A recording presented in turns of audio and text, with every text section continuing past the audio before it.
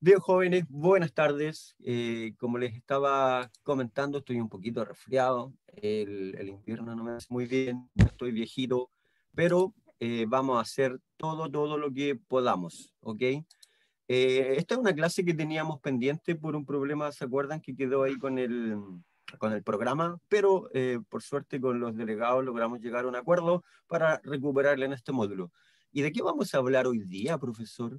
Bueno, vamos a hablar de algo que ustedes ya manejan, que ya saben, que es generalidades de diversidad microbiológica en general. Ustedes saben que antes de que surgiera la primera célula, hubo un mundo, una sopa ahí que tenía RNA, el mundo RNA, después vino un mundo proteína, y después, por ese motivo, con la llegada de los lípidos, se generaron las primeras membranas que encerraron reacciones bioquímicas que aparentemente originaron los primeros células que podríamos decir que eran sistemas autopoyéticos, ¿se acuerdan? Entonces aquí estamos, miren, aquí está el último ancestro común conocido, ¿ya? Que se supone, se estima que está por ahí. Y luego están los dominios que describió Carl Gusch con el análisis de RNA, que son dominios bacteria, arquea y eucariote. Eso es lo que se acepta hoy en día. ¿Ok? Ahora, ¿de dónde viene esta historia? ¿Por cómo han evolucionado los organismos? Bueno, una de las cosas que se conoce es que antiguamente existían estos estromatolitos, que son tapetes microbianos fósiles. Pero profesor, ¿y cómo las bacterias dejaron tapetes? Bueno, dejaron Yo, tapetes o estromatolitos sencillamente porque fueron utilizando ciertas cubiertas de carbonato, qué sé yo. Entonces se murieron las bacterias, pero ahí quedaron las estructuras. Y cuando se analizan esas estructuras ahora, lo que se encuentra es que al microscopio se observan bacterias filamentosas. Estas son las primeras cianobacterias fotosintéticas que comenzaron a cambiar la atmósfera. ¿Ok? Sí, pues, ya, connotación positiva para la generación. Esperemos que los resultados de las pruebas también vayan de la mano con tanta buena fama que tienen ustedes. ¿Ah? Así que eso. Ya, y sigo, miren, estos procariotas habrían aparecido en una época de la Tierra en la que no era como la que conocemos ahora, po. Había una única masa que se llamaba Pangea, que era un supercontinente, recién se estaba formando la atmósfera y la hidrosfera, y el aporte de estos primeros microorganismos es que empezaron a producir oxígeno, porque era fotosintético, y por lo tanto prepararon el camino para todo el resto que venía dentro de la evolución en las eras posteriores. Miren qué interesante. Entonces estamos hablando de hace 4.200, 4.300 millones de años atrás, más o menos, en el arcaico. Y las primeras procariotas que se conocen están cerca de 3.000 a 3.800 millones de años. Incluso hay algunos, ¿se acuerdan que les mostré un trabajo? Hay algunos que lo sitúan más atrás todavía el surgimiento de las primeras células. ¿Qué es lo interesante? Que cuando nosotros nos preguntamos por el título de la clase, pues, diversidad. ¿Qué es la diversidad, profesor? Buena pregunta, pues. Reflexionémoslo. A ver, la diversidad es, ¿qué podría ser? ¿Alguien me puede dar una definición de diversidad? La que quieran. Es para echar, para saber nomás más o menos que entienden ustedes por diversidad. ¿De qué hablan? ¿De qué hablamos cuando hablamos de diversidad?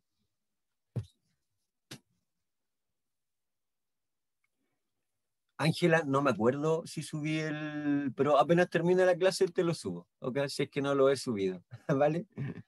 Sorry por ese detalle.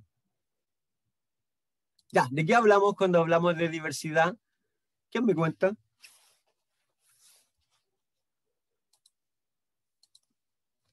Ya, cosas diferentes, sí. Organismos con distintas características. Ya, también. Es una variedad, ¿cierto? La diversidad es el conjunto de distintas formas, arquitecturas, etcétera, que tienen los microorganismos vivos.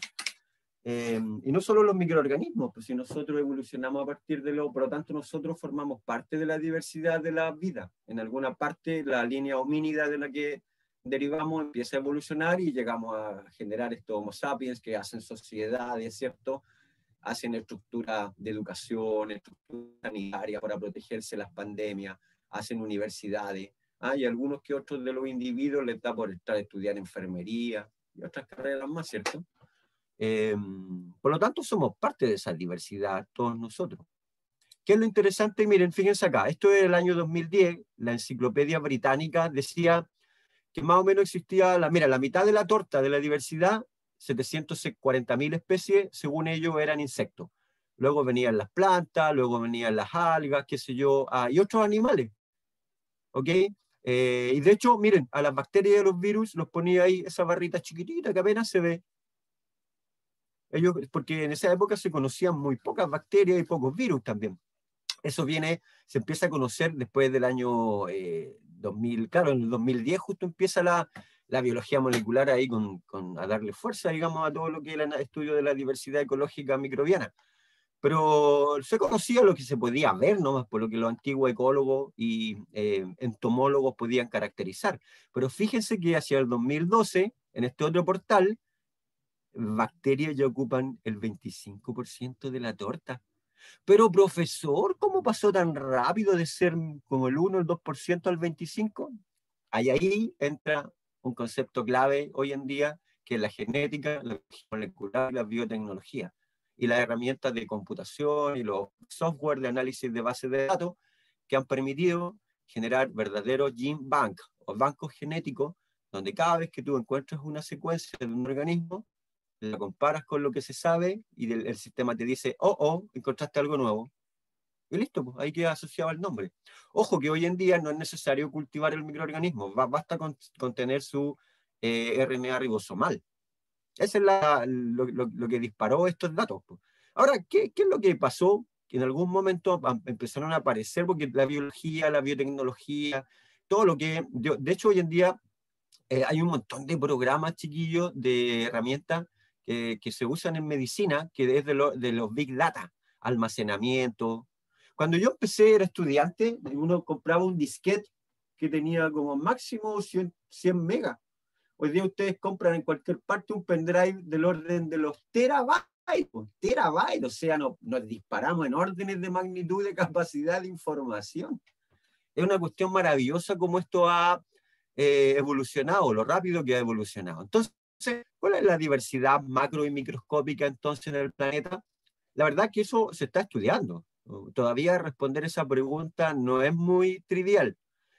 Que sí les quiero mostrar es un paper que se hizo un análisis de Big Data, con todo lo que se conoce sobre modelos ecológicos, y se hizo una proyección basado tanto en micro como en macroecología para tratar de ver cuáles eran las especies, el número de especies probable. Entonces, fíjense por favor en la conclusión de este paper que se llama algo así como leyes de escalamiento predicen la diversidad microbial total, global, digamos. Y fíjense, la deducción es que usando este sistema combinado de escalamiento, que se refiere a técnicas de Big Data, de ecología, macro y microscópica, con el modelo de logaritmo normal matemático en ello, de biodiversidad, porque aplican un modelo de biodiversidad con lo que ya se sabe. Nosotros predecimos que la Tierra tiene ese lugar de tanto como 1 trillón de especies microbiales, 1 trillón. 1 trillón es muchísimo, po. Ojo que está hablando del número de especies. ¿Se fijan cómo cambió el concepto? Pero profesor, eso significa que hay que repensarlo todo, entonces, por supuesto que hay que repensarlo todo. Hay esta comparación ahora entre la abundancia macro y microorganismos, porque en virtud de este trabajo, los microorganismos representan el 99,9% de la torta, y el resto serían todos los macroorganismos. Es decir, todos los sapos, culebras, mamíferos, reptiles que usted conoce están solamente en esa pequeña barrita y toda la torta la ocupan los microorganismos. ¿Cuál es la conclusión? De que en el fondo no sabemos nada, pues conocemos menos de la 1.000.000ª parte de la diversidad microbiológica. Cuando Darwin trata de explicar la diversidad desde el punto de vista de la selección natural, deja fuera a los más importantes, porque los más diversos no son los que se ven, los macros, los más diversos en la vida microscópica. ¿Se fijan cómo cambió el foco ahora, no? Con esta información. Pero profesor, ¿y de dónde sacan de que hay tanto? Es que el modelo puede equivocarse. ¿Dónde se encuentran tantos microorganismos nuevos como para sugerir de que hay tantos trillones de organismos microscópicos? Bueno, estás aquí porque sabes algo, aunque no lo puedes explicar, pero lo percibes. Así ha sido durante toda tu vida. Algo no funciona en el mundo. No sabes qué es, pero ahí está. Ya, pues, esa es la pregunta. ¿Dónde se encuentran tantos microorganismos, profesor, como para suponer que hayan tantos, como dice este paper que usted nos muestra? Bueno, aquí está pues, un ejemplo, miren. Descubierto el eslabón perdido en la evolución de células complejas. ¿Dónde ocurrió eso, profesor? Miren, esto es un grupo de microbiólogos de la Universidad de Uppsala, en Suecia. Estos son países escandinavos, y ahí resulta que tienen unas profundidades en sus mares, en el mar alrededor de donde están estos países. Hay un lugar que se llama el Castillo de Loki. Y resulta que en el Castillo de Loki encontraron, el Castillo de Loki son unas fumarolas submarinas donde están estas famosas chimeneas submarinas. ¿Se acuerdan que les hablé de eso? Y en el Castillo de Loki tomaron unas muestras y consiguieron un submarino especial, sacaron muestras y encontraron un microorganismo súper raro que le pusieron Loki. Les presento a la bacteria Loki. Entonces dijeron, si hay una, tienen que haber más, pues sí que le vamos a poner Loki arqueota. ¿Y por qué así? Bueno, porque en el dominio arquea, miren, está Euli arqueota, Crena arqueota, Nano arqueota y Cora arqueota, que son los grandes grupos dentro del dominio de la arquea. Y ahora llega Loki arqueota. ¿Y cuál es el problema? Que donde hay uno, hay más, pues. Y ahora han descubierto un montón de nuevas especies microbianas que no se tenía idea que existían y le tuvieron que poner Asgard arqueota. Asgard. Pero profesor, si Asgard es el mundo Marvel. No, no, no. Asgard es de la mitología escandinava. Y como estos son microbiólogos de allá, no encontraron nada mejor que ponerle estos nombres a las bacterias, pues chiquillos. Ahí hay millones a lo mejor de bacterias que no conocemos, porque es un ambiente que no se ha estudiado, si ese es el tema. Entonces, las arqueas de Asgard, nuestros ancestros microbianos más antiguos. Les presento el castillo de Loki. Ahí está, en las profundidades del mar. Y les presento a la bacteria Loki. Pero profesor, ¿qué bacteria más extraña? ¿Qué son esas cosas que tiene? Parecen hifas de hongo.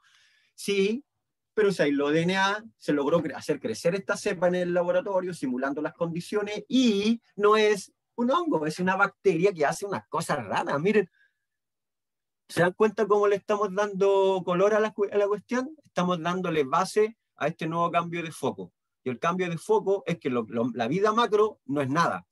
Si mañana cayó un meteorito y se destruyen todas las formas de vida que ustedes conocen sobre la faz de la Tierra, a lo mejor perderíamos un 1% de la diversidad. ¿Por qué? Porque la verdadera diversidad está ahí, pues, chiquillos, está en los fondos de los mares, está bajo los casquetes polares, está bajo el suelo. Y ahí hay millones de organismos esperando su oportunidad para evolucionar. Ah, ¿les gustó la idea o no?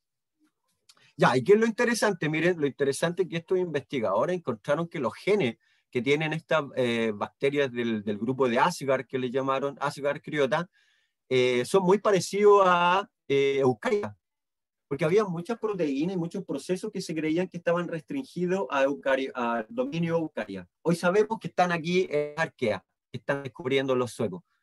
Entonces, en el futuro, tal vez en unos 2, 3 años más, yo estoy haciendo esta misma clase y voy a tener que decirle a mi alumno, mira, hoy en día sabemos que hay dos grandes dominios, Arquea y bacteria. Pero profesor, ¿y Eukarya? Ahí está Eukarya, po. Es una ramita de Arquea, o sea, de Asgard, digamos. Una ramita, somos una ramita de Arquea, aparentemente. Entonces, lo que habría ocurrido es que algunos miembros del dominio bacteria habrían hecho endosimbiosis con algunos ancestros de Asgard. Y de ahí viene la rama que llamamos Eukarya. Lo que pasa es que la rama Eukarya está sobreestimada, pues chiquillos, porque nosotros pertenecemos a esa rama. Entonces está sobreestimada. Y lo que está diciendo este estudio es que hay que repensar todo. Miren, ahí está, miren, está la bacteria Thor, la bacteria Odin, la bacteria Loki que les mostré acá. Hay una que se llama Heimdall. ¿Qué les parece la historia? Ahí están las bacterias que no se conocen, pues, las millones que están por conocer y las que demuestran que la verdadera diversidad está en el mundo de los microorganismos. ¿Cómo quedaron? ¿Están ahí todavía o no? ¿A nadie se le rompió el cerebro? Genial, pues esto es súper genial. Claro, por los vengadores microbianos. Sí, de más. Quedó perpleja la Francisca. Bueno, esa era la idea, pues si la idea de estas clases es quedar perplejo.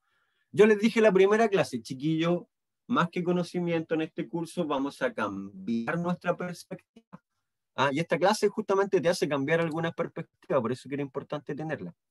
Entonces, ojo con ese tema. A lo mejor en un par de años más estoy haciendo esta diapo y estoy usando otro paper para hablar de esto, porque esto va cambiando todos los años. ¿Ok? Ahora, ¿qué es lo interesante? Que cuando nosotros empezamos a hablar de la microbiota ahora, la microbiota total, miren, la historia de la evolución humana está escrita en nuestra microbiota. Pero profesor, ¿y qué quiere decir eso? Bueno, que se han hecho estudios comparativos de distintas comunidades africanas y se han encontrado que su microbiota es muy distinta. Les presento acá a la tribu Vaca. La tribu Vaca son unos pigmeos que son recolectores, cazadores. Ahí están cazando un bichito y se lo están comiendo. Ahora, esto, la verdad es que no tratan de intervenirlo lo menos posible, ¿ah? Porque estas son tribus protegidas, que la idea es que no se contaminen la civilización y sigan sus costumbres. Entonces instalan cámaras para estudiarlos nomás. Pero a alguien se le ocurrió tomar la caquita de estos individuos y analizarla. Y la compararon con otra tribu, pero que está en la etapa agrícola, miren. Estos son los Bantu. Ahora los Bantu tienen la posibilidad, son una tribu agrícola, pero tienen la posibilidad de acceder a alimentos y a medicamentos de la sociedad moderna. Y los compararon con una población de individuos en Nueva York. Ahí está el artículo de La Vanguardia que se los dejo. Pues si les dejo el paper no se lo van a leer, pero el artículo viene bien resumido. Entonces, ¿cuál es el problema? Que miren, se encontró que los vacas eran mucho más ricos en diversidad de microorganismos. Ahí está, pues diversidad en número y abundancia de microorganismos. Ejemplo, ellos tienen especies de botella y de treponema que nosotros no tenemos. Y en los bantu baja la diversidad, pero donde baja más aún es en los humanos modernos. Luego lo que esto está queriendo decir es que a través de la evolución a humanos modernos hemos perdido la diversidad microbiológica y que eso sería responsable de un montón de enfermedades como obesidad, diabetes tipo 2, asma, alergia, problemas renales y un montón de otros problemas. ¿Qué les parece? ¿Están ahí todavía? ¿A nadie se le rompió la cabeza de nuevo? ¿Habían pensado en esto, no? Claro, este es el costo de ser humanos modernos, pues. Hemos perdido la posibilidad de vivir de manera natural, digamos, con la naturaleza y eso nos pasa ahora la cuenta en nuestra microbiota, que debería ser mucho más diversa y protegernos de un montón de otros patógenos, ¿ah? O enfermedades autoinmunes incluso. ¿Les gustó la historia o no? Interesante, ¿cierto? Ya, entonces volvamos a nuestro árbol. Sí, pues ese otro multiverso, pues, porque los vacas están como perdidos en el tiempo. ¿Ah? Eh, sí, estoy de acuerdo con ese comentario, Natalia, porque si tú te fijas, estos individuos, ¿a qué periodo de la humanidad representan? Estos son recolectores, estos ni siquiera hacen tribus, pues, hasta antes de eso. Los vacas que están acá son recolectores, cazadores, que representan a la humanidad hace 10.000 años atrás, por lo menos 10.000 años. Y tienen una microbiota súper rica comparado con los agrícolas, que deben estar hace unos 5.000, 6.000 años, aparecen las primeras, y los humanos modernos hoy en día, y esto representa una muestra de que a medida que ha evolucionado la especie humana, ha perdido muchas microbiotas y que eso en gran medida es responsable de muchas enfermedades hoy día. Entonces eso es una cuestión súper interesante que quiero que les quede más o menos clara. ¿Ah? Ahora, volviendo al árbol de la vida, obviamente nosotros estamos estudiando esto, ¿cierto? Que es el árbol filogenético del dominio bacteria, digamos. Ah, y acá está arquea, miren. De hecho, aquí se sabía que debía haber algo acá, en este box, que no tiene nombre. Miren, ahora sabemos que aquí están las bacterias de Asgard, pues, las arqueas de Asgard, y que están mucho más cerca de Eucaria que de Procaria. ¿Qué les parece? Bonito, ¿no? Ya. ¿Por qué nos interesan a nosotros conocer la diversidad bacteriana, profesor? Bueno, porque somos una carrera del área de la salud, de que tiene que conocer estos elementos. Entonces ahí les presento el uno, dice, yo me llamo influenza y llamo la neumonía. La influenza, pues, Haemophilus influenzae. Tenemos una vacuna en el programa de salud para esa bacteria. Yo soy Clostridium difficile, nombrecito, ¿eh? Clostridium difficile. Causo diarrea si puedo ser mortal. Yo soy Klebsiella y puedo infectar heridas. Y así, miren, ahí está nuestro amigo la Staphylococcus y puede ocasionarte infecciones graves. Mucho de esto lo hemos visto. A nosotros nos interesa por esto, por eso que hay que lavarse las manitos, no solo por SARS-CoV-2, sino que por un montón de bacterias. Sobre todo si estoy jardineando, qué sé yo, o estoy tratando a un enfermo y voy a ir a ver a otro enfermo. Y uno de los problemas del área de salud es que los miembros del sistema de salud llevan bacterias patógenas de un enfermo a otro. Ojo con eso, lávate las manos, lávate las manos. ¿Qué es eso? Hay una canción que cantan las niñas. La Luli Pampín, así se llama el... Ya me lo sé de memoria ya. Ya, ahora la taxonomía básica, chiquillo, la hizo Carlos Linneo, pero sigue siendo una guía de línea. Carlos Linneo hizo los primeros análisis a partir de los fenotipos. Y eso llevó a clasificar, a identificar, también se empezó a aplicar esto en bacterias. Ahora Carlos Linneo no tenía idea que existían las bacterias. Pero ¿cuál es el problema? Que se empezaron para caracterizar las bacterias, se empezaron a usar los mismos criterios que usó Carlos Linnaeus. Exactamente, Boyer, con las IAAS, infecciones asociadas a atención de salud, esas son. Lo que pasa es que ustedes les van a dar nombres técnicos después en los cursos de preclínico y clínico, pero es lo mismo que estamos hablando acá, ¿cierto? Entonces, miren, pasamos de análisis morfológico de los organismos a análisis de tipo bioquímico o molecular. Y la primera, lo que hizo Linneo, miren, es que habló de dos reinos, Animalia y Plantae. Y en Animalia puso un montón. Después Haeckel habló de tres reinos. Dijo, no, existe Animalia, y hay unos protistas y plantas. Después Chatón dijo, no, pues hay dos imperios, el eucariota y el procariota. Y dentro del imperio eucariota están animales y plantas. Y así fue evolucionando. De hecho, Carl Gusch, con las técnicas moleculares recientes, miren, dijo, hay tres dominios con 6 reinos. Dijo tres dominios que son Eucaria, Bacteria y Arquea. Y cada uno de ellos tiene, no, pues miren, Animalia, protistas, fungi, plantas, todo esto están en Eucaria. Y en bacteria dejó solo a bacteria y en arquea dejó, bueno, a nuestras amigas las bacterias de Asgard y las arqueas de Asgard y todas las otras bacterias metanogénicas y esas bacterias que viven, que son extremófilas. En arquea están la mayoría de los extremófilos. De hecho, lo que menos se conoce, chiquillo, es arquea, porque están en lugares extremos. Hay que salir a buscarlo. Y a lo que se ha hecho del 2005 en adelante, digamos, es que hay más reinos, pero básicamente se mantuvo la estructura de 3 dominios con 6 reinos que propuso Carl Gusi a partir del análisis del RNA ribosomal. ¿Qué les parece? Así es como ha evolucionado todo, desde Carlos Linneo hasta nuestros días. ¿Ah?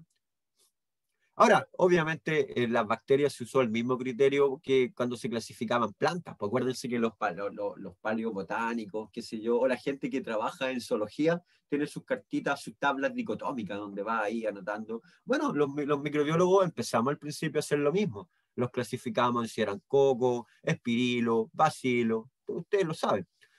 Después los clasificamos si son gram positivo, gram negativo, dependiendo de su pared, ¿cierto? Vimos que hay una serie de diferencias entre gram positivo y gram negativo. ¿Se fijan que estoy integrando con clases anteriores? Esa es la clave que veo la diversidad, pero desde otra perspectiva. Ya no me tengo que detener a explicarles la estructura del gram. No, pues eso ya lo saben, pues chiquillos, ¿cierto?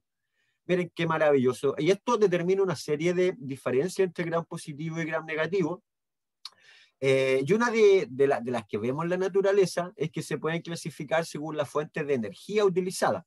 Por ejemplo, quimiolitotrófico, como por ejemplo ácido tiobacillus ferroxidans, que es una bacteria que vive en los relaves mineros y ella metaboliza hierro, azufre. Pero profesor, ¿y respira oxígeno? No, pues es anaeróbica. ¿Qué respira? Respira hierro, pues respira azufre. Si eso es lo que usa como último aceptor de electrones en su cadena respiratoria. Okay, entonces son bacterias que son muy útiles en la biolixiviación de la minería. ¿ah? De hecho, tengo varios colegas microbiólogos que están trabajando, tienen proyectos con Codelco, porque Codelco tiene un montón de relaves que por un lado son súper contaminantes, son un problema ambiental, pero por otro lado aún tiene cobre que puede ser bioprecipitado mediante el uso de este tipo de bacterias, porque son quimiolitotróficas, son bacterias comedoras de piedra. Pero también dentro del grupo de los quimiotróficos están algunos que usan materia orgánica como E. coli, que es la que vive en nuestro intestino. Tuvimos una clase completa de la E. coli, ¿se acuerdan? Están los fototróficos también, que algunos utilizan luz como fuente de energía. ¿Ah? Por ejemplo, Chloroflexus aurantiacus, que lo vamos a ver ahora, Chloroflexus, porque es súper interesante. Entonces, todos estos son criterios que permiten caracterizar la diversidad microbiana. Ya llegó el momento de una autoevaluación. Dice, arrastre el contenido de las cajas rojas y póngalos en el grupo al que corresponde. ¿Dónde pongo el LPS, lipopolisacárido? ¿En gram positivo, en ambas o en gram negativo? Gram negativo. Exacto, muy bien, papá, pero qué bien, estamos súper bien. Ya, excelente, Valentina, muy bien, Millaray. Pucha, qué bueno, qué contento estoy. ¿Dónde pongo contiene peptidoglicán? ¿Gram positivo, ambas o gram negativos? Ambas.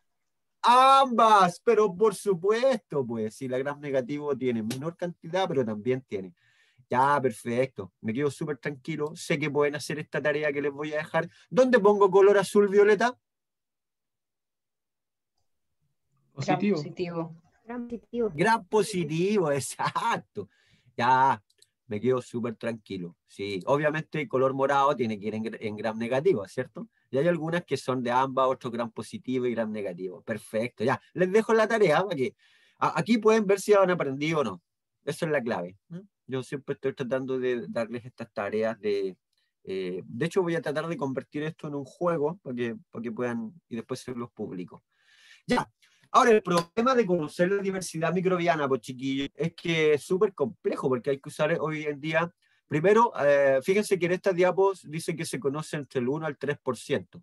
Nosotros sabemos que se conocen menos del 0,0001%. O sea, éramos tan ignorantes, por eso les puse esta diapo, porque los libros antiguos dicen que conocemos entre el 1 al 3%. No, conocemos mucho menos que eso. ¿Y por cómo lo sabemos que conocemos menos que eso? Porque sabemos que hay DNA o RNA ribosomales que corresponden a especies distintas que andan dando vueltas. Lo que pasa es que una cosa es identificar el RNA y otra cosa es poder cultivar la bacteria. Y ahí es donde está nuestro problema. Por eso que llegan en nuestra ayuda las técnicas moleculares, como por ejemplo, ¿cuáles, profesor? Bueno, PCR, ribotipado, perfil de plásmido. AFLP, que es polimorfismo en el tamaño de los fragmentos amplificados, etcétera.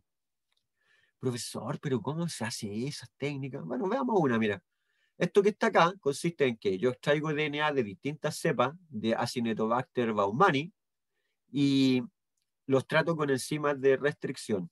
Y estas enzimas que cortan el DNA generan bandas, pues chiquillos. Pero como son distintas cepas, tienen algunas mutaciones que a veces obstaculizan o anulan un sitio de corte, ¿cierto? Porque la enzima restricción reconoce sitios de corte, po. Y si está mutado el sitio de corte no lo reconoce. O en otras partes donde no había un sitio de corte apareció una mutación y justo se hizo la secuencia para cortar. Entonces básicamente esto es un polimorfismo o diversidad en buenas cuentas de tamaños de los fragmentos de restricción de DNA de la misma especie, pues chiquillos. Por lo tanto, yo puedo ver que cada una de las cepas de Acinetobacter tiene un código de barras distinto. De la misma manera, la niña del supermercado reconoce el arroz, pip, el pisco, pip, la cervecita, pip. ¿Qué es lo que hace ella? ¿Tiene que digitar el número cada vez? No, pone el código de barra asociado al producto y con el lector sabe inmediatamente qué producto es. Aquí va a estar lo mismo. Cada bacteria, cada cepa, dentro de la misma especie, tiene su propio código de barra y me permite identificarlo. Miren qué cosa más linda. Esto se hace con una técnica que se llama REP, que son secuencias repetitivas del DNA. Interesante, ¿no? Ahora, obviamente se puede ver también por el contenido guanina-citosina, hacer experimentos de hibridación, o sencillamente hoy en día se mandan a secuenciar los amplicones, ¿no? Que es lo que estamos haciendo nosotros con unas muestras que tenemos de unos amplicones NIF de muestras de suelo del desierto. No tenemos ni idea qué bacterias pueden ser. Lo que sí sabemos es que aparece en el PCR, da positivo cuando usamos los partidores NIF en esas muestras de DNA del desierto. ¿Qué bacterias son? No tengo ni la más remota idea, chiquillos. Por eso estoy tan interesado en trabajar en ese proyecto y poder irme al norte a seguir trabajando allá en el CRI de SAT, en la Universidad de Atacama, donde me invitaron unos colegas a participar. Ya, otro día les cuento eso, porque miren, tenemos unos que tienen alto contenido GC y otros que tienen bajo contenido GC. Profesor, ¿y por qué es importante el contenido GC? Por una razón muy importante, porque algo con lo que me permite caracterizar una cepa es viendo la temperatura de melting de su DNA. Por ejemplo, acá tengo DNA de hebra simple, ¿cierto? Perdón, double strand, doble hebra. Y empiezo a calentar, ¿y qué le pasa al DNA? Pasa a DNA de hebra simple. Pasa de DS, double strand, a single strand, porque lo caliento. Y la temperatura a la cual el 50% del DNA de la bacteria está double strand y el otro 50% está single strand, se llama temperatura de melting. Por lo tanto, la temperatura de melting me permite identificar al microorganismo. Esas fueron las primeras formas, digamos, de diferenciar. Por ejemplo, una poli-AT, adenina timina, se natura primero, por lo tanto la temperatura de melting es menor, está aquí, miren. ¿Ven el cursor, cierto? Ahí está. Sin embargo, una secuencia GC completa, poli-GC, tiene una temperatura de melting mucho mayor.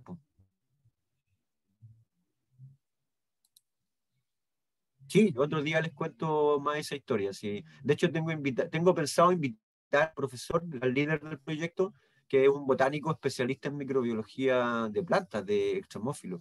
Invitarlo un día a hacerle una entrevista en una clase, o hacer una cápsula, no sé. Ya, pero miren, ¿qué es lo interesante? Volvamos al tema. La temperatura de melting depende del porcentaje GCAT de cada cepa. Y como es distinto, me permite saber, es un indicativo de si son o no la misma especie o si son distintas. Por ejemplo, el contenido GC en bacterias puede ser súper distinto. Hay especies que tienen un 20% nomás, pero hay otras que tienen un 80%, casi un 75%, por eso que me sirve mucho en bacterias. En arqueas también me sirve. En animales me sirve poco, porque animales no tienen mucha variación. ¿Ven? Pero en hongos me sirven, protozoos me sirven, y acá está la formulita que se utiliza para calcular el porcentaje. ¿Qué les parece bonito, no? Y estos son experimentos de hibridación nomás. Esto otro, que puedo hacer hibridación DNA o RNA-RNA. ¿Y para qué se hace eso, profesor? Bueno, sencillamente porque, mira, perdón por esta diapo, pero le saqué la foto directo a mi libro, lo permitía explicar mejor. Mira, acá tengo un organismo 1, le aíslo DNA y lo marco con fósforo 32. Entonces lo denaturo y me quedan puras sonditas de hebra simple, ahí está marcada con fósforo 32 radiactivo. Pero tengo otra cepa 2, que es una cepa problema, que también le hago lo mismo. Y después pongo las dos juntas. Mira, si pongo la 1 con la 1, va a variar 100%, porque es la misma especie. Pero si pongo la 1 con la 2, ¿qué va a pasar? Yo voy a poder calcular el porcentaje de hibridación. Y según el porcentaje de hibridación, entre los dos te voy a decir si respecto a mi control, que es el verde, el rojo es la misma especie, es misma especie pero de distinto género, o es de género distinto.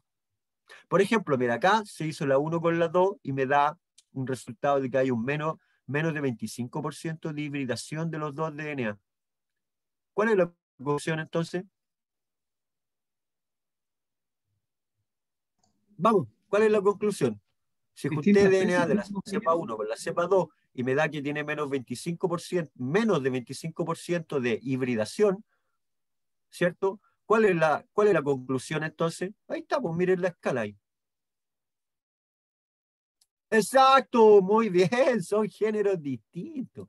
Si me hubiera dado que tiene más de un 75% de hibridación, yo digo, son la misma especie. Miren qué experimento más bonito. Súper sencillo. ¿Cómo se llaman estos experimentos, profesor? Estos se llaman cinéticas de renaturación o experimentos de hibridación. Miren qué lindo. Bueno, hoy en día podemos usar estos PCR. El PCR, ahí tenemos un termociclador. Básicamente una técnica que me permite amplificar a partir de poquitas copias de DNA, yo puedo obtener un amplicón. ¿Ah? Y ese amplicón, después de 30 ciclos en el termociclador, que son ciclos de temperatura, etcétera, de amplificación, yo puedo tener más de 2 billones de copias. Esta técnica es maravillosa porque me permite, por ejemplo, trabajar con una escena de un crimen. Con un pelo del sospechoso, yo te hago un PCR específico con un partidor humano y luego puedo secuenciar ese amplicón y luego lo comparo con una base de datos de criminales y te puedo decir, ese fue el que lo mató. Po. Bueno, no es tan así porque esto sigue de la mano con otros pasos, digamos, pero hoy en día se usan esto. ¿Ah? O análisis de paternidad. Yo soy tu padre. Le habríamos hecho un análisis de paternidad ahí a Luke Skywalker ahí, ¿cierto?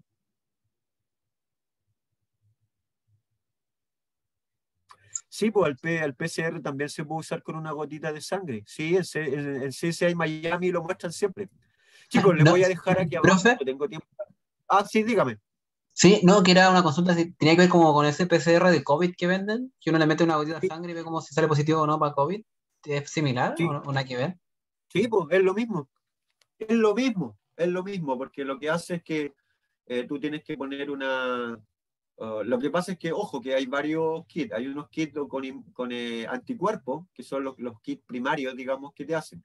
Si se da ahí positivo al kit de anticuerpos, es decir, que reconoce la presencia de cápside viral o de alguna estructura viral, ahí recién te hacen el PCR. El PCR son unos primers específicos de genes que están en el virus y te amplifican. Si está presente el virus, va a unirse y va a haber PCR y va a ser una bandita ahí. ¿Ok? Y la presencia de banda indica que tienes el virus, porque tu genoma no tiene el DNA viral. ¿Vale? Porque se han elegido secuencias virales que no tienen homólogo en humanos. Por lo tanto, si te da la bandita en el examen PCR, amplifica algo que no es tuyo, necesariamente del virus que tú tienes, si es que la muestra fue de sangre. ¿Sí? Pero ojo, ahí hay varios kits, ahí están los de inmunológico y los kits PCR, pero el PCR se usaba esto. Una vez hubo una ministra que se mandó un tremendo condoro, porque cuando recién empezó esto, dijo, este análisis de biología molecular se hace con la proteína C reactiva, dijo. Nada que ver, pues señora, si la proteína C reactiva es un sistema de complemento que se detecta por un sistema inmunológico y es para ver si hay infecciones, por una proteína que produce el hígado. Entonces andaba súper perdida la señora, por suerte después lo arreglaron, digamos. Este PCR que estoy hablando yo, chiquillo, es la polimerase chain reaction, ¿ah? La reacción en cadena de la polimerasa. ¿Ah? Ya, pero es para que sepan nomás, pues, si no, por eso que usted después de este curso va a poder dictar clases, digamos, y ser asesor del ministerio. No, si no es chiste, el ministerio, o sea, tienen pocos asesores de esto, por eso meten las patas siempre. Ya, miren, ¿qué es lo interesante de todo eso? Lo interesante es que la definición clásica del organismo no se cumple en bacterias, pues. Porque ¿cómo define una especie en eucariota? Fácil, pues. Si se reproduce, es la misma especie. Pongo una cepa A y una cepa B, y si hacen meiosis, es la misma especie. Por acá no es tan fácil, pues, porque las bacterias no tienen, no se pueden definir sobre la base de la reproducción, ¿se fijan? Lo otro es que para los microorganismos se utilizan técnicas de hibridación, pero usualmente las dos cepas se consideran de la misma especie si su DNA hibrida, ¿se acuerdan? Encima de un 70%. El problema es que hay zonas de bacterias muy distintas que son súper conservadas, porque han hecho intercambio. ¿Se fijan o no? Entonces hay una serie de problemas acá. Es difícil trabajar en investigación de la diversidad en microbiología porque hay muchos detalles. ¿Ah? Ahora, hoy en día tenemos este cuadro general, gracias a Carl Guss, que trabajó haciendo PCR de la zona del DNA ribosomal. ¿Ok? Y gracias a él tenemos esta idea de los 3 grandes dominios que está en peligro, como ya les conté, de pasar a ser 2 nomás, pero bueno, ahí estamos nosotros. Ahora, dentro de la taxonomía, por ejemplo, la E. coli, mira, la cepa que usaron en el laboratorio los compañeros que alcanzaron a hacer el primer práctico, la trae de su laboratorio el profesor Guise, allá la prepara, y trae las plaquitas de allá. Y es una cepa de H5-alfa, que es la que usamos normalmente en microbiología. Son variantes de cepa para docencia, no tienen factores de virulencia, así que tranqui. Ella es del dominio bacteria, es proteobacteria, orden Enterobacteriales, familia Enterobacteriaceae, género Escherichia, especie E. coli, y la cepa es la E. coli de H5-alfa. Y ahí les presento el peluche ahí de la E. coli, con su flagelación peritríca. Miren qué bonito el peluche. Entonces, en esta clase nos vamos a centrar básicamente en ver la diversidad, porque miren, gran positivo, alto GC y bajo GC, lo vimos, pues, vimos una clase completa de diversidad en gram positivo, vimos una clase completa de diversidad en gram negativo. ¿Y dónde están ahí los gram negativos, profesor? Aquí, pues, en proteobacteria, mira, ahí están. Las gamas de proteobacteria son las coli, las salmonella, todas las que vimos ahí. Por lo tanto, le vamos a echar un vistazo a estos que están acá, mira, a Aquifex, a Termotoga, a Deinococcus, a Spiroqueta, a bacterias verdes no sulfurosas. ¿Y por qué? Bueno, porque estos no lo van a ver nunca más, porque de estas solamente las espiroquetas pueden ser, pero la idea de este curso es que tengan una imagen amplia de la diversidad en el dominio bacteria. Bueno, de hecho ya analizamos algo de diversidad en el dominio arquea. Lo que pasa es que arquea es el menos estudiado, por lo que ya les comentaba. Entonces, miren, partamos por esta, miren. Aquifex, les presento a Aquifex. Aquifex es un filum súper antiguo. Es quimiolitotrófico, es decir, se alimenta de roca, son oxidadores de hierro. Estos respiran hierro.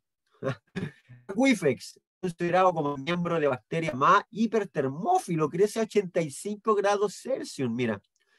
Y no utiliza materia orgánica como fuente de energía, ya que obtiene su energía a través de la oxidación de hidrógeno, mira, o de azufre metálico. Entonces, háganse esa, esta es dura, es de las duras. Esta no la encuentra en cualquier lugar. Aquifex. Termotoga, mira, el otro grupo, Termotoga y Termodesulfobacterium, que siempre se estudian juntas. ¿Por qué puso un senador romano ahí, profesor, la idea suya? Es para que se acuerden, pues miren. Les presento a la toga romana. Esta es la famosa toga romana que usan los senadores del Imperio Romano, ¿se acuerdan? Bueno, les presento la toga de Termotoga, po.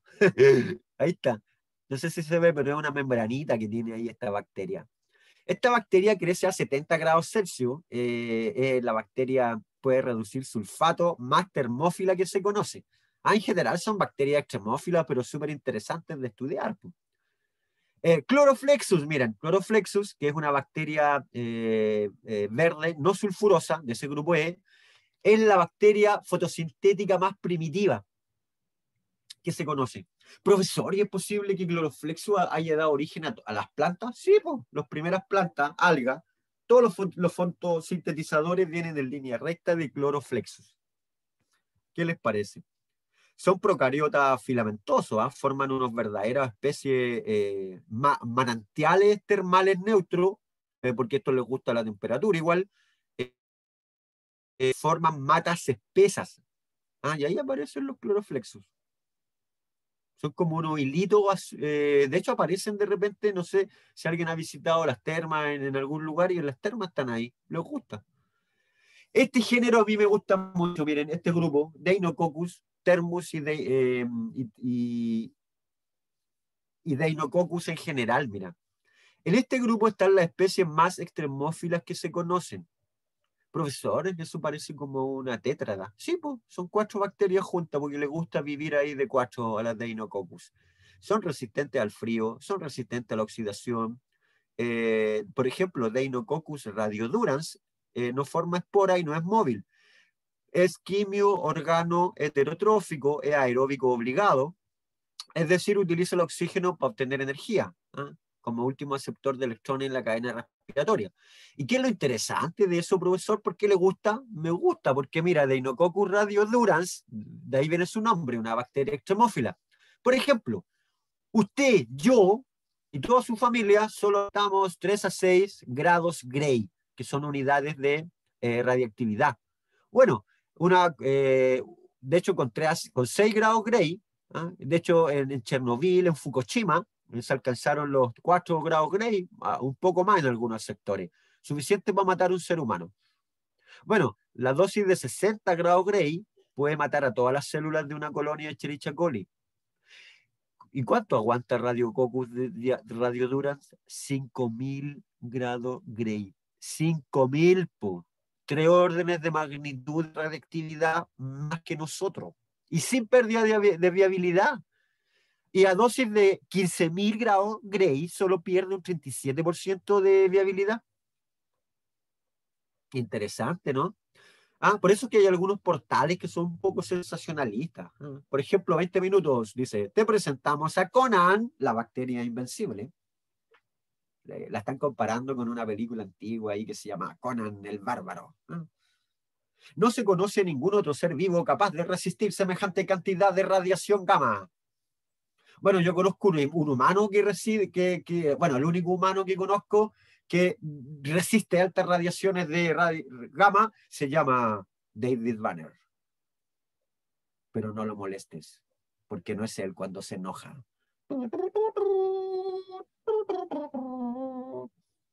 ¿La han visto alguna vez o no? El hombre increíble, pues chiquillos, estoy hablando de eso. Mira, Deinococcus radiodurans, la bacteria astronauta. Pero profesor, ¿y por qué publica eso? Bueno, porque también Deinococcus puede aceptar altas condiciones de vacío, incluso en el vacío espacial. De hecho, lo más probable es que en los próximos viajes espaciales empecemos a llevar bacterias, pues, para empezar a hacer terraformación. Los pillé. Te apuesto que no conocían eso. Yo estoy proponiendo un proyecto ahí con unos amigos. Vamos a hacer bioterraformación. Estamos buscando ahí bacterias en el norte que tienen una geología parecida a la de Marte. Estamos buscando bacterias comedoras de tierra, que permitan ir produciendo otras biomoléculas a partir de los minerales que hay en Marte. A lo mejor el día de mañana hacemos bioterraformación con este tipo de bacterias que pueden viajar y resistir esas condiciones. ¿Les gustó la historia o no? Bonito, ¿cierto? ¿Para qué? A ver.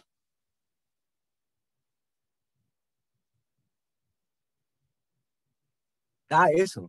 Ya. Lo que mencionó. ¿Para qué? Para hacer bioterraformación. Pues si estas bacterias las puedo llevar a Marte y empezar a sembrarlas para que empiecen a cambiar el ambiente. Pues. A que lo hagan más aceptable para en el futuro hagamos una colonia. Y claro que acá algo nos va a pasar. Ya, súper, estamos claros entonces. ¿Les gusta la idea o no? Ya, este otro grupo, que es uno de los últimos que voy a ver, digamos, dentro de la rama del dominio Bacteriae, digamos, son las espiroquetas. Pero, profesor, ¿las espiroquetas producen enfermedades? Sí, pues mira, los géneros más conocidos, Treponema pallidum, que produce la sífilis, pues, que la sífilis mató a mucha gente en la Edad Media, si no habían antibióticos para salvar a la gente que le daba sífilis. Borrelia, que produce una fiebre que te la encargo, y Leptospira, que produce leptosporosis. De hecho, ya los vimos, ¿se acuerdan que les nombré lo de las latas?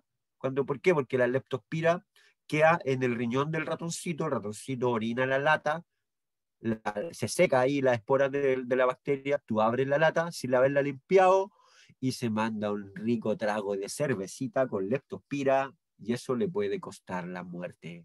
Comparte con tus amigos, vida o muerte, dice este. Alertan por leptospirosis provocada por consumo de latas sucias. Así es, pues, Cristian. Así que cuidado con... de hecho, en Chile aparecen recurrentemente casos de leptospirosis normalmente en los inviernos. ¿Y saben por qué? Porque en los inviernos en las poblaciones se inundan. Po. ¿Y a dónde llevan a los inundados, a las personas? A albergues. El problema es que a los albergues no solamente llegan las personas huyendo del agua, po, llegan las ratas, po, y ahí contaminan los alimentos, etcétera, y típico que aparece algún caso de leptospirosis. Ahora, esto se puede tratar con antibióticos siempre que sea diagnosticado a tiempo. Si no te diagnostican a tiempo te puede producir la muerte. Mira, puede producir insuficiencia hepática, distrés respiratorio, insuficiencia renal, pues, hemorragia en piel y mucosa, y anemia. Es súper complicado esto, ¿no? Y esto está dentro del dominio, el dominio de las arqueas. De hecho, el fenómeno del Niño llega a Chile y tendrá efecto en las lluvias durante el otoño. Entonces aquí es interesante porque hago el link con lo que acabo de decir, porque las bacterias están asociadas con enfermedades, las enfermedades están asociadas con inundaciones, con ratones, con bacterias leptospira, pero eso tiene que ver con el cambio climático, pues chiquillos, hay muchas enfermedades que se deben al cambio climático. Hay muchos insectos que producto del cambio climático, que son vectores de bacterias y virus, pueden llegar acá. De hecho, se está hablando que en el futuro, si sigue cambiando el clima, a Chile podría llegar el mosquito anófeles, por ejemplo, que produce la malaria, o podrían llegar los mosquitos que traen el chikungunya, el Zika y un montón de otros virus que no se conocen acá. Así que, ojo, porque la pandemia del futuro que les va a tocar enfrentar a ustedes puede venir por cualquier parte. Entonces, quiero que se queden con esa idea, cambio climático y enfermedades, bacterias. ¿Ok? Ya, quiero hablar finalmente de esto, un grupo, que en el fondo es un repaso nomás, porque ya vi todas estas ramitas que están acá, las más importantes, miren, ¿cierto? Fíjense que en este grupo de las proteobacterias están nuestras queridas amigas, pues. Miren, las gamas, Escherichia, Legionella, Vibrio, Salmonella, Pseudomonas, todo esto lo vimos cuando lo vimos desde la perspectiva de diversidad en gram negativo. Les presento el grupo gamma de los gram negativos que está en proteobacterias, gamma proteobacterias. Y ahí también está la Corobacter, la Helicobacter que la mencioné en la clase, son epsilon proteobacterias. ¿Qué les parece? Bueno, dentro de estos filum proteobacterias, las Salmonella, las coli son las que más estudiamos, ¿cierto? Sobre todo la enterohemorrágica O157H7, bueno, hay un montón de otras cepas más, la Salmonella typhi, la Salmonella dysenteriae, todos estos son géneros que están dentro del grupo del orden de las bacterias entéricas.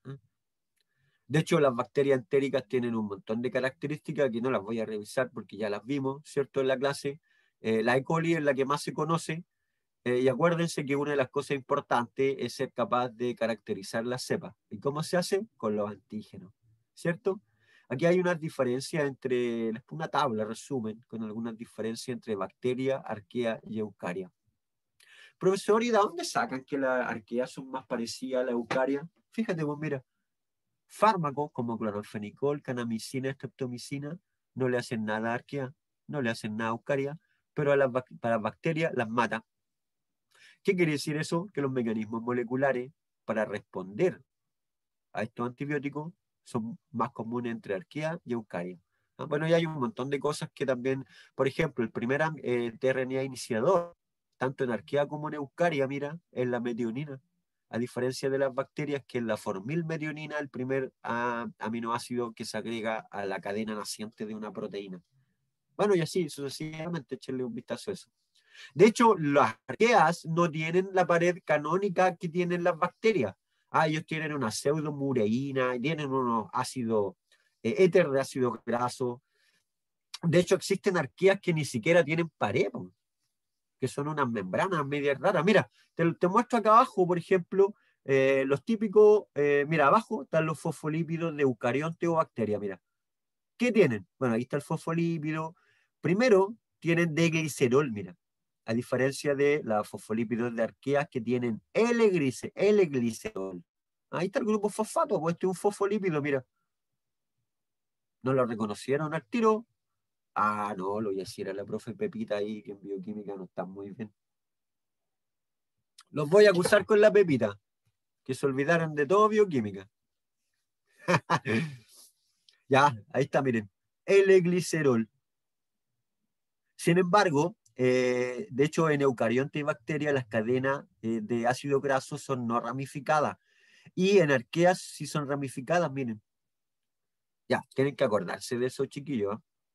Se fueron al inframundo de la profe Pepita. Sí, pues, tienen que volver a repasar bioquímica si no se acuerdan, chiquillos, porque esto, para eso tenían que estudiar bioquímica, pues. Ya, en el caso de los bacilos, que también es un grupo súper apasionante, digamos, dentro de las proteobacterias que estamos viendo ahora, Pueden haber algunos como lactobacillus, que son, no es por un lado, anaerobio. De hecho, hay muchos lactobacillus que participan en productos, miren, hoy en día. Kids Packet, un empaque para niños. Culturela, ¿qué tiene? Probióticos. ¿Y qué son los probióticos? Lactobacillus, pues se los presento. Hace 40 o 50 años atrás, yo creo que se lo hubieran dicho a mi mamá, señora, necesitamos a su hijo porque le queremos hacer un ensayo y le vamos a dar unas bacterias. No, ¿cómo se le ocurre? Le hubiera dicho a mi mamá y le hubiera mandado a la punta del cerro. Hoy en día todas las mamás compran productos con el lactobacillus, pues en el chamito y todas esas cuestiones. Es normal. Imagínense lo que va a pasar que ahora en 40 o 50 años más va a ser mucho más revolucionario si todo está evolucionando demasiado rápido. Profesor, ¿pero qué tiene que ver esas cosas con la salud de las personas? Aquí estamos, mira. Chicos, les quiero presentar algo que lo estuve meditando y creo que es importante que lo entiendan. Mira, esto que está acá son mujeres adultas fértiles. ¿Y qué es lo que representa eso? Esto representa la mucosa vaginal de una mujer adulta fértil. Mira, ¿qué es más gruesa? La mucosa vaginal tiene mucho glucógeno. El glucógeno le sirve de alimento, adivina, a los lactobacillus. Por lo tanto, ¿qué caracteriza desde el punto de vista microbiológico a una mujer adulta fértil? Que tiene muchos lactobacillus, que están asociados y tienen buenas propiedades, como les comenté antes. Ahora, los lactobacillus mantienen el pH bajo porque producen peróxido de hidrógeno, entre otras cosas. Pero ¿qué es lo interesante? Que al momento de pasar el bebé por este canal vaginal, las primeras bacterias que le llegan son lactobacillus, pues miren. A diferencia del epitelio vaginal, digamos, de una niña prepuberal, que tiene una mucosa vaginal fina, digamos, y tiene poco glucógeno. Y el problema es que ahí no es rico el lactobacillus, pues llegan otros estreptococos, llegan estafilococos, llegan un montón de otros bacilos, tanto gram positivos como gram negativos. Tiene un pH más elevado, es distinta, miren, dependiendo de la edad y dependiendo del grosor de la capa vaginal, la microbiota es distinta. De hecho, la microbiota de una mujer postmenopáusica es muy parecida, digamos, microbiológicamente a la de una niña prepuberal, mira. Y esto tiene una implicancia maravillosa, pues chiquillo, porque la naturaleza se está encargando, en buenas cuentas, de que cuando pase por el canal del parto el bebé esté en contacto con lactobacillus, porque tienen que ser los que le permiten desarrollar su primera microbiota colonizadora y empezar a generar una microbiota sana. Por eso es que es complicado que los niños nazcan por cesárea, porque no tienen esta microbiota materna que está hecha para ellos, digamos. ¿Se entiende la idea, cierto? Ya, miren, ahí les presento. Miren, esto es una tinción con epifluorescencia donde se tiñeron con anticuerpos que da que el color verde están los lactobacillus y esos naranjitas son las células epiteliales vaginales. Ahí está. ¿No? Que esperamos ver en una mujer adulta fértil. Sin embargo, esto es lo que vemos en una mujer posmenopáusica muchas veces, mira, más cocáceas, ¿te fijáis? Gram negativos más encima. Y el problema es que algunas de estas cocáceas gram negativas, en este caso un diplococo, eso perfectamente puede ser una Neisseria gonorrea. ¿Se fijaron o no? Por eso es que es importante la microbiota, pues chiquillos. Ya, pregunta de nueva, ¿cuál de las siguientes alternativas representa mejor el tipo de bacterias presentes en las muestras que nos entrega el conejito de Pascua? Que eso nos viene ahora al fin de semana. Pero aquí se adelantó con una pregunta de prueba. Ya, miren la figura que está ahí. A, coco gram positivo y bacilo gram negativos. B, coco gram negativos y bacilo gram positivos. C, coco gram positivos en racimo y bacilo gram positivo. Y D, coco gram negativo en cadena y diplococos gram negativos. ¿Cuál es la alternativa correcta? Vamos. ¿Quién me cuenta cuál es la alternativa correcta de esta pregunta de prueba? Ya, el Yerko me dice que la D. ¿Están todos de acuerdo con el Yerko, no? Ah, la C, dice Jorge. Vamos. Denme alguna. Ya lo que pasa es que esta pregunta tiene un distractor power ahí. Ahora les voy a comentar que. Ya, esta pregunta no la podría poner en una prueba, porque está. Pero sí me sirve para docencia, ¿no? Miren, les cuento, miren. Se fueron al inframundo. Ya ahí está, es la A, po. Era la A, así que nadie le ha chutado. Ya, pero no me sirve para docencia. Miren, esto de A es poco gran positivo, claramente. Lo que pasa es que debe ser gran positivo, pero en cadena. Entonces muchos se fueron a la D porque dice coco gram en cadena, pero no se dan cuenta que dice coco gram negativo. Los coco gram negativos normalmente son de color rosado. Por lo tanto, aquí tenemos coco gram positivo, punto. El que estén en cadena o no, no es lo clave. Y los bacilos, ¿cómo son? Gram negativo. Por lo tanto, la A es la correcta. ¿Ah? El D es un distractor fuerte nomás. F, como dicen los jóvenes. Ya, me pillaste, yo sé Villarco, no caché. ¿Cómo F? Ah, me siento engañado. No se sienta engañado. Si lo que pasa es que esto lo único que me revela es que la mente tiende a funcionar de una manera súper práctica con lo que sabe. Entonces usted mira esto y dice, está en cadena y es coco, y automáticamente piensa en la D. No, pues si eso no es un coco gram negativo, es un coco gram positivo. Acuérdense que azul y violeta son gram positivos, no gram negativos. ¿Vale? Ya, que les sirva como experiencia eso.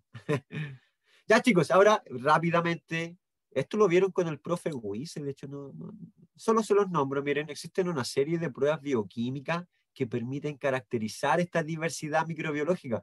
Por ejemplo, las enterobacterias se pueden clasificar con medio con citrato, con urea, con agar McConkey. Todo eso lo vieron con el profe Wiese, con el agar TCI, con el medio mío para ver movilidad, para ver ornitina, para ver producción de indol, ¿cierto? Agar citrato Simmons.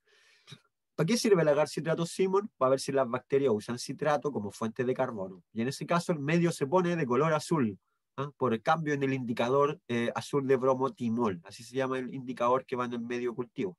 El agar urea sirve para ver si las bacterias usan urea como recurso de carbono. Y en ese caso se pone de color fucsia. Miren qué cosa más linda. Estos tubos son preciosos.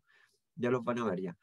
Ahora, con respecto a la parte clínica, una vez que yo hago la caracterización de la diversidad de la microbiota presente en la pus de mi paciente, por ejemplo, y aíslo algunas bacterias representativas, lo primero que tengo que hacer es esto, pues chiquillo, es un antibiograma.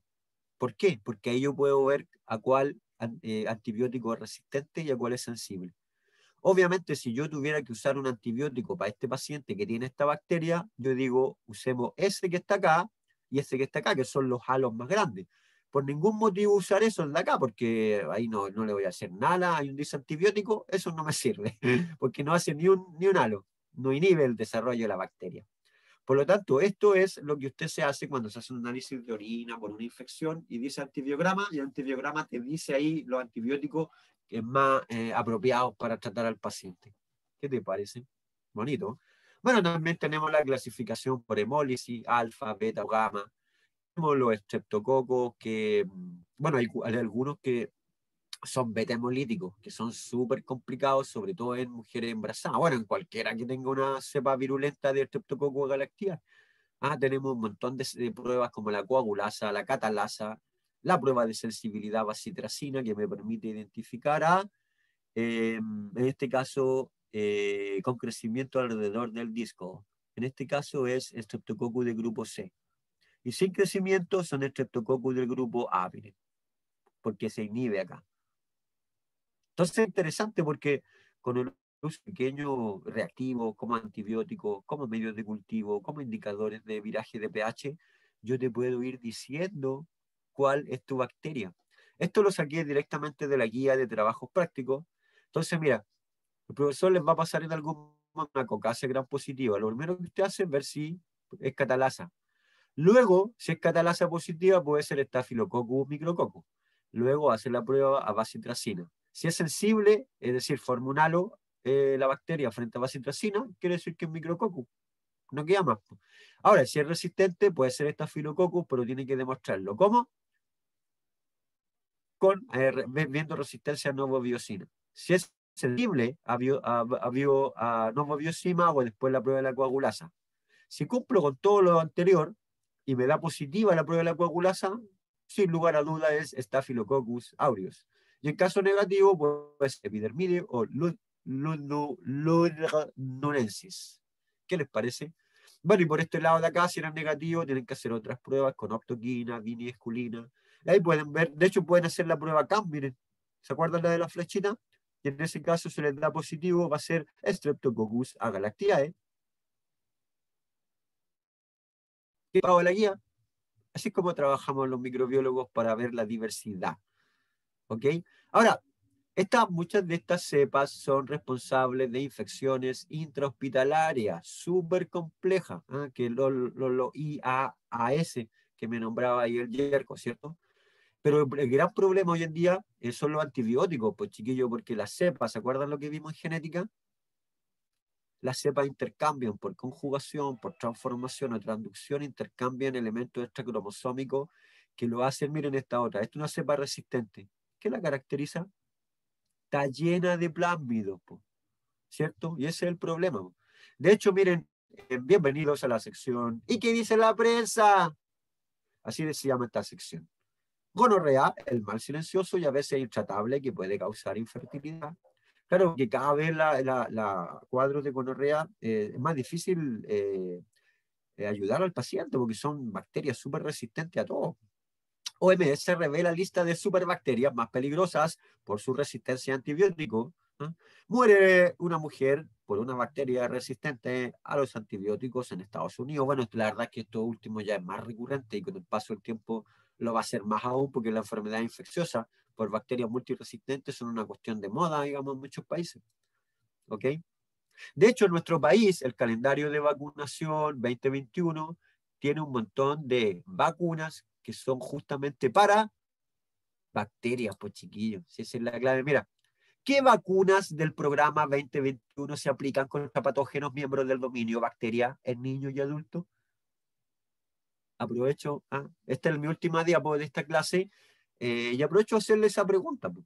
Y ahí les voy a ayudar, miren. Recién nacido, BCG, enfermedad invasora por Mycobacterium, bacteria. Luego, hepatitis melosalto, porque eso es virus. Pero en la hexavalente está incluido difteria, tétanos convulsiva, más bacteria. Está incluida hemófilo influenzae, hemófilo, bacteria. Mesalto poliomielitis, porque es viral. Pero nuevamente viene la neumocócica conjugada, enfermedad invasora por, ahí está nuestro amigo Streptococcus pneumoniae, que lo podemos reconocer por su resistencia a optoquina. Luego me salto a las 3 víricas, que son virales, y luego viene de nuevo un montón de meningocócica y neumocócica, y por Neisseria meningitidis y Streptococcus pneumoniae. Ahí estamos. ¿Se fijan cómo esta clase, este curso les está permitiendo entender el calendario de vacunación? Y el curso posterior usted tiene que aprenderse de memoria, pero le va a ser mucho más fácil, porque ya sabe, ya conoce todas estas cepas, y después con las clases de virus el profesor les va a quedar mucho más claro lo otro. ¿Se da cuenta, no? De hecho, acá tengo difteria, tétano y tos convulsiva, de nuevo, que son... Y acá, miren, en adultos tengo una neumocócica polisacárida, porque los viejitos normalmente se mueren, el 70-80% de los cuadros de muerte en mayores de 65 años son por Streptococcus pneumoniae. Entonces hay que ponerle una dosis de refuerzo a los viejitos.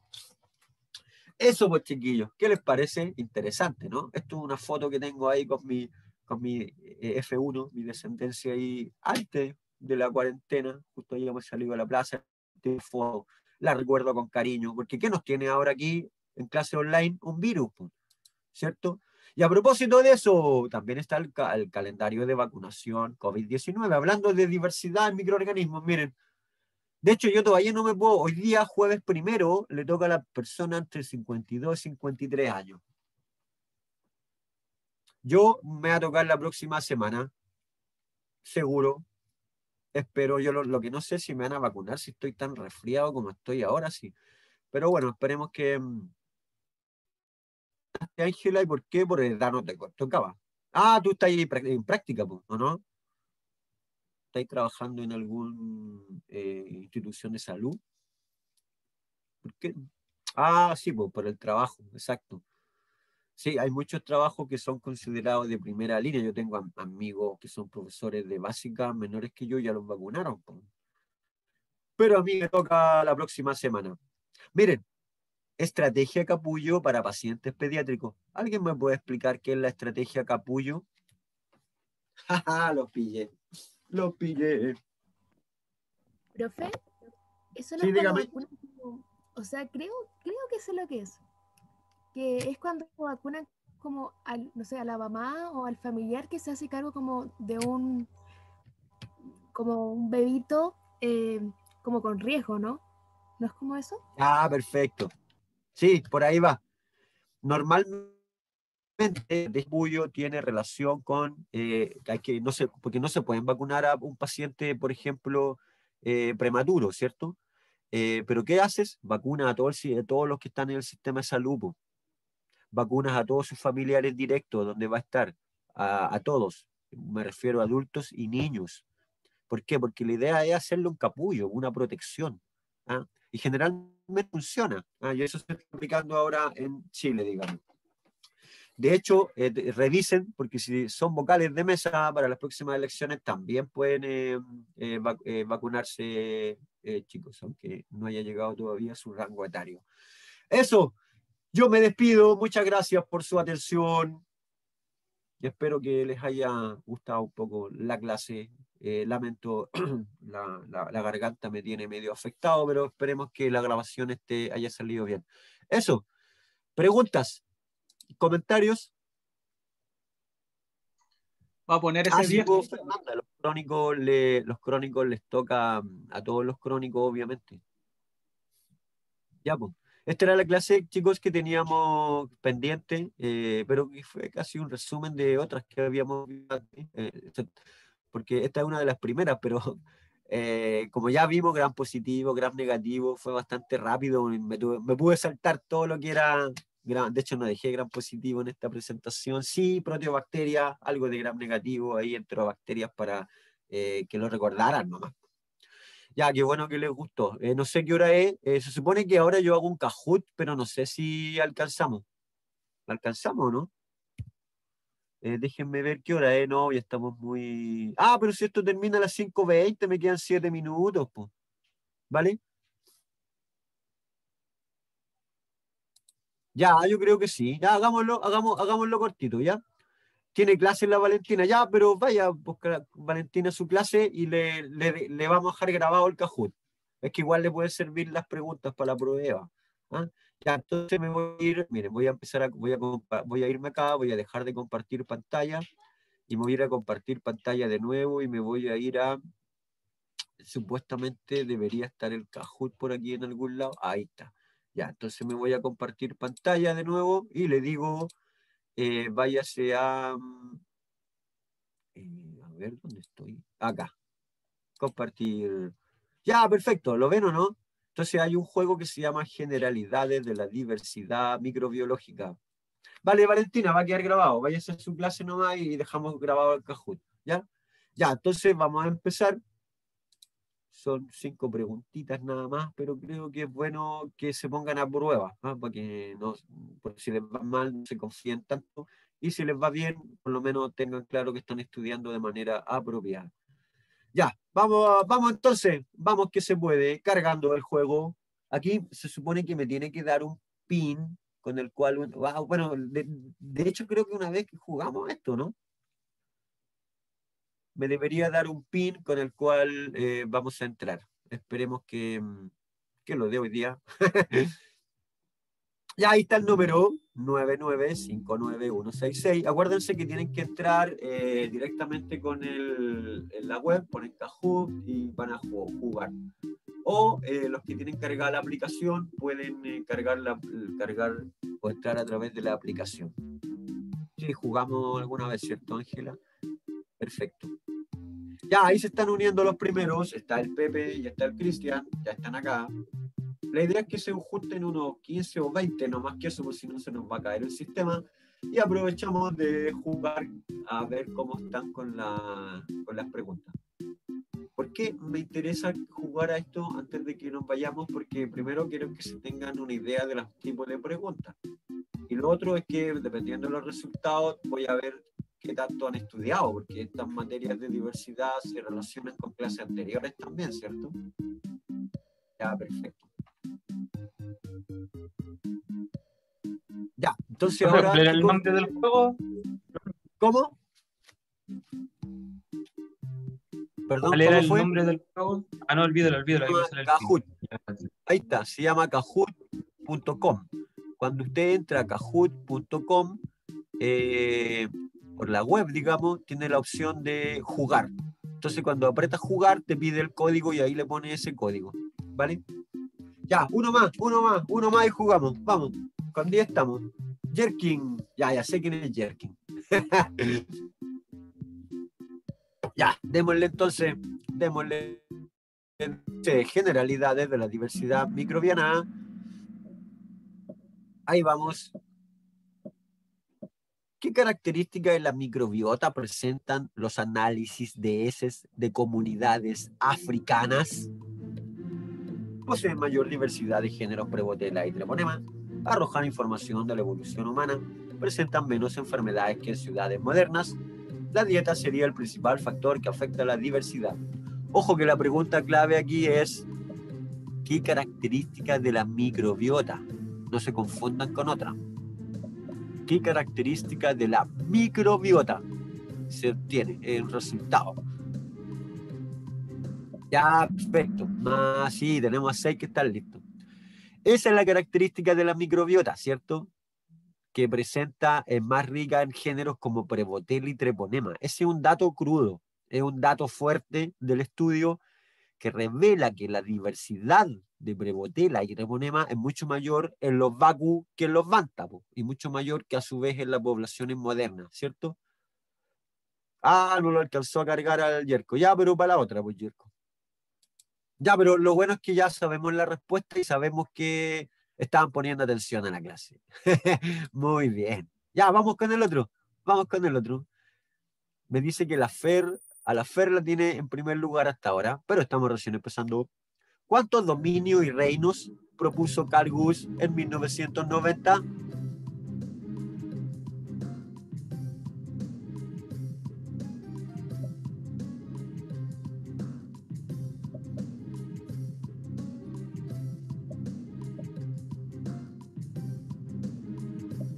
Ya alcancé a tener 6 respuestas y el 50% está al otro lado. Muy bien. Chicos, miren, aquí está. Dice Carl Gusch en 1990, ¿cierto? Era uno de estos. Mira, lo que pasa es que debería salir ahí. Entonces, ahí está, mira. 1, 2, 3, 4, 5, 6. Espérate. 1, 2, 3, 4, 5. 3 dominios. ¿Y cuántos reinos? El reino. Ya, pero es que falta una. Aquí está. 1, 2, 3, 4, 5. 1, 2. Ya, falta Animalia. Entonces de ahí cuento, miren. Animalia, protista, 1, 2, 3, 4, 5, 6. Son 6 reinos y 3 dominios. Ya, veamos qué pasó. 3 reinos, 3 dominios y 6 reinos. Ahí está. Esa es la pregunta correcta. ¿Se fijan que la podíamos sacar de la tabla? Solo que arriba no les puse Carl Gusch, digamos, 1990. Pero estamos bien, estamos bien. Estamos bien. Ahora subió la Bárbara al primer lugar. Veamos qué pasa con la siguiente. ¿Cuál es el filum quimiolito trófico oxidador de hierro e hipertermófilo que puede tolerar oxígeno? ¿Cuál?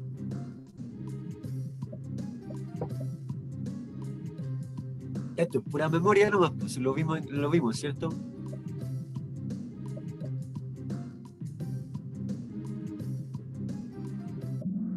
Ya. 3 dicen que Aquifex, correcto. Este es Aquifex, ¿cierto? Lo vimos en la clase. Y la mayoría pone Termotoga. No, pues si ustedes se fijan, miren, Termotoga se caracteriza porque tiene una membrana acá. Y este no tiene membrana, de ahí viene Termotoga. Por eso les puse la foto este no tiene membranita. Porque si lo tuviera y no se le viera, estaría mala la pregunta. Si fuera Termotoga, yo tendría que haberme asegurado de que se le viera la membranita a la bacteria de la foto, pero no se le ve. ¿Vale? Ya era Aquifex entonces, y ahora sigue Bárbara en el primer lugar. Sigamos con la otra. Especie extremófila, aeróbica y resistente a la radiación, calor y acidez, que forma tétradas. ¿Cuál es? Conan, la bacteria resistente.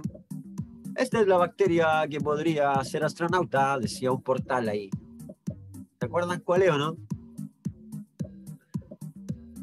Ya, perfecto. Deinococcus radiodurans, un aplauso. Hay uno solo que se voló ahí. Chloroflexus auranticulo le puso, no, era Deinococcus radiodurans, ¿cierto? Y ahí está la bacteria, que es una tétrada, ¿cierto? Ya, veamos cómo quedó. Bárbara sigue en el primer lugar. Bárbara, bien. Y el Jerkin ahí le sigue los pasos ocupando el segundo. El árbol filogenético de bacteria está basado en el análisis de. Y ahí está el árbol que vimos en esta clase. ¿En qué está basado ese árbol? Cargus. Esa es la palabra clave. Cargus. Vamos, vamos, vamos. Ya, más o menos nomás. Ponen proteínas. ¿Por qué proteínas ribosomales? No, pues si no es está basado en el RNA ribosomal 16S, pues chiquillos, no se nos olvide nunca. El DNA, en bacteria está el 16S.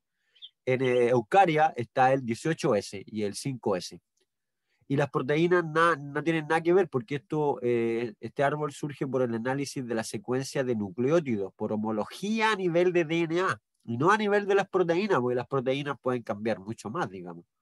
¿Vale? ¿Preguntas? ¿Cómo le fue ahí? ¿No le alcanzó a cargar? Es que a lo mejor está un poco lento su red, Yerko, y... profe, no me alcanzó a cargar en la primera pregunta. Ahora ya voy. Ah, ya, súper. Ya, veamos qué pasó. ¡Buena! Ya, hubo un cambio ahí. El Jerkin, la Bárbara y el Pepe están ahí. La Vale también remontando de a poco y el Carita feliz sigue. Ya, para diferenciar cepas de coli se utilizan antígenos K que corresponden ¿A qué corresponden los antígenos K de Escherichia coli? Eso tiene que ver mucho con la clase de gram negativos, ¿cierto? Ah, perfecto. Cápsula. La mayoría se inclinó por cápsula. Muy bien. Andaban cerca. Lo que pasa es que en la cápsula, ¿se acuerdan que los antígenos K son antígenos capsulares? ¿Cuáles son los antígenos de la pared celular? Los H son del flagelo, pero los de la pared celular son los O. ¿Ah? Entonces eso tienen que acordarse. Ya, veamos cómo quedó esto. Jerkin sigue y perfecto. Y ahora la última pregunta. Es una lisis incompleta de los eritrocitos generando un halo verdoso en la placa de cultivo. Esta, generando un halo verdoso, es incompleta. ¿Cuál es? ¿Alfa, beta, gamma o delta? Vamos, vamos. Acuérdense. Ya, perfecto. El alfa, ¿cierto? Que da una... Esta es, miren. Da una... Ah, perdón. Me mandó al... Ya les quería mostrar las fotos. Pero... ¡Ay, el Pepe! Oye, subió en el último momento el Pepe. Y al tercer lugar. ¿Y quién está en el primero? El Jerkin. Ya. Felicitaciones ahí al Jerkin. No está usando los apuntes del año pasado, ¿cierto? ¿No? Sí, pues Ángela, ese es el problema, que la net está horrible cuando hay muchos jugando. Pero lo importante es que que esto va a quedar en la grabación y va a poder revisar después las preguntas, ¿ok? Ya, chicos, entonces les gustó el juego, ¿no? Por lo menos nos entretuvimos un rato al final de la clase. ¿Qué hacemos? Nos vamos entonces porque estamos listos. Ya, pues, fue un placer. Cuídense mucho. Gracias por su asistencia y cualquier cosa. Primero, antes, piénsenlo y cuídense. Traten de no salir a exponerse porque estamos en días complejos con el virus. Hay mucha gente que está complicadas, con familiares enfermos, así que por favor no se expongan. Acuérdense que hay nuevas cepas que no solo están afectando a la gente o a personas con enfermedades de base o tercera edad, sino que también gente joven está llegando a los hospitales. Así que a cuidarse, un abrazo para todos y nos vemos. Sí, pues Jorge, yo también tengo que cuidarme. Sí, sirve para estudiar también. Hoy todavía estoy con el resfriado acá. Si estoy haciendo esta clase es solo gracias a la farmacoterapia. Entre los ibuprofeno, el paracetamol, yo creo que me tienen aquí. Pero ahora voy a terminar la clase y me va a venir todo el cansancio y voy a irme puro a dormir. Así que, chau, chau, nos vemos. Buen fin de para todos. Chau, chau. Igual, cuídense, que estén muy bien. Chau, chau.